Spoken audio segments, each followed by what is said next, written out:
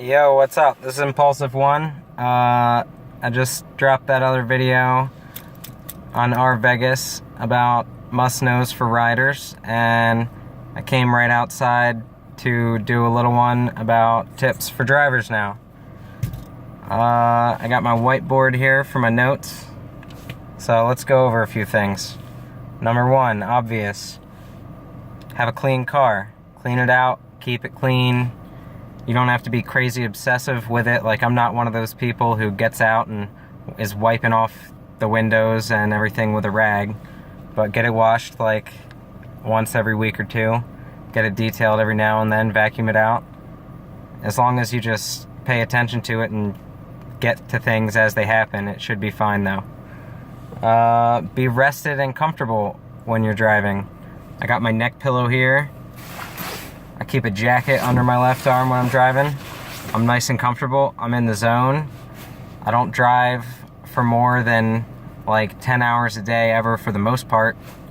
Most of the time I wake up, I'm awake for like 2 or 3 hours before I get started. You know, at least one. I go through a little morning routine, so I'm up, I'm fresh, and I'm good to go. And then I only drive for anywhere between like 4 and 10 hours. Yeah, so usually pretty fresh throughout all that. I take some breaks and stuff too.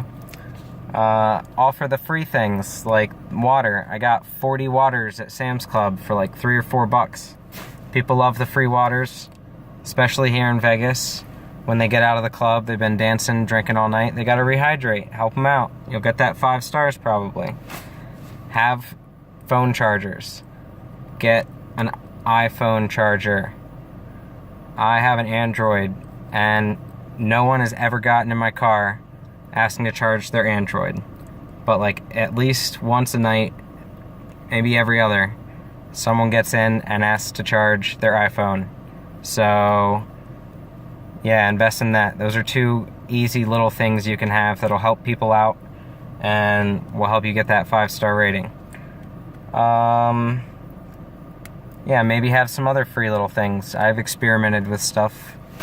I thought about selling candy bars, but I don't know if I really want to just be hawking chocolate.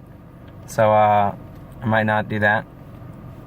But you can come up with creative things inside your car to maximize the experience. I heard of some guy who had like LED lights that were connected to a sound system or something. Well, that's another thing. Get an auxiliary cable. That way people can put on music if they want. Alright, so that was more general meta stuff. Now we're gonna go specifically walk through a ride. So you get your ping. You hit the ping thing. Alright. Call to confirm the location as soon as you can. Here in Vegas, you might not need to do this other places as much, but at least here in Vegas, so many of our rides start off with the rider either not knowing where the pickup location is or being somewhere entirely different than what it says on the GPS. So call them every time to confirm the location. People generally like that. Every once in a while, they're not happy about it, or they don't answer their phone, or they have like an international number.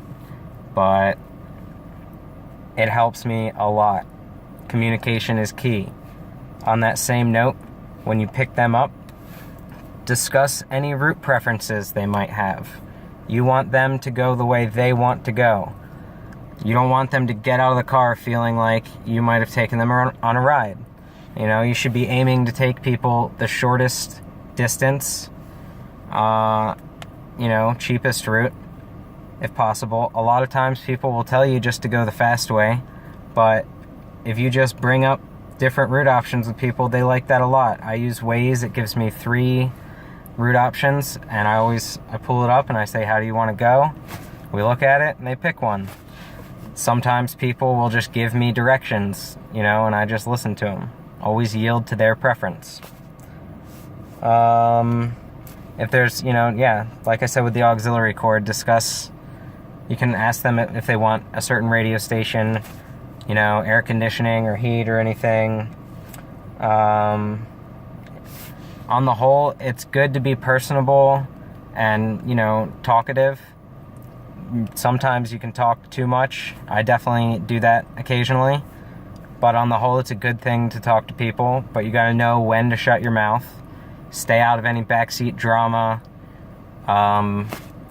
You know, be professional at all times. Don't get carried away. If your riders have been having fun, they're a little drunk, you know, they're going crazy, remember, they're not your friends, you know.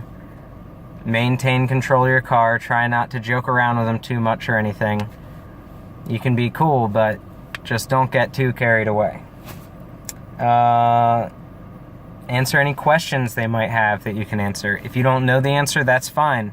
Tell them that. That's better than trying to make something up and having them be upset later. Or try to tell them where they might be able to find the answer.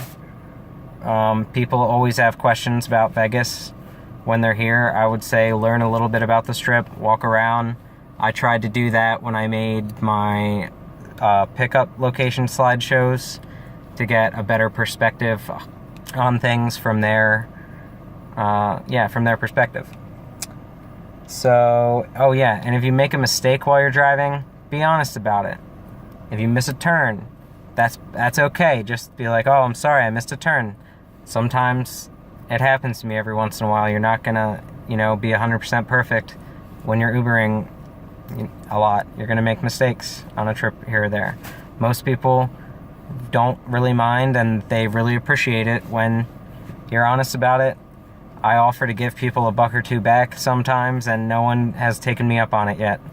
They usually are just happy that you're being honest and tell you to count the extra 50 cents from that U-turn you had to make that you shouldn't have as a tip or something. That doesn't mean go out and start missing turns intentionally. People can tell the difference between an honest mistake and not. So we don't want to be scamming people. We want to provide the best service we can. That's going to get more people to use Uber. It's going to keep your rating high. Don't be upset if I'm not a perfect 5. I'm like a 4.92. I have like a 95.5% 5-star hit rate, and you're not going to be able to please everyone 100%. Some people don't know that about the rating system. They think a 4 is good, but not great. And some teachers will never give you 100% on an essay you wrote or something like that. So don't take every 3 or 4 star that you get personally. Just try to focus on keeping your rating up. If you do the things I said, you should be able to keep it above a 4.9. And hopefully your rides will go smoother. Definitely call to confirm the location. Work with the riders on it. If you have to wait for them for a little bit and talk to them on how to get there, just do that, because if you cancel them and move on, you're probably going to take another 5 or 10 minutes to get a ride anyway and get in position for it. So if you're there, people need to learn this stuff. The more people we educate about it, the smoother it's going to go for everybody. So yeah, that's pretty much mostly what I got. The neck pillow thing, people love that too. Be comfortable, be yourself. But yeah, people love my neck pillow. I think that helps. So be creative with it. Have fun. Stick to those basic things I said. Call people, route options, blah, blah, blah.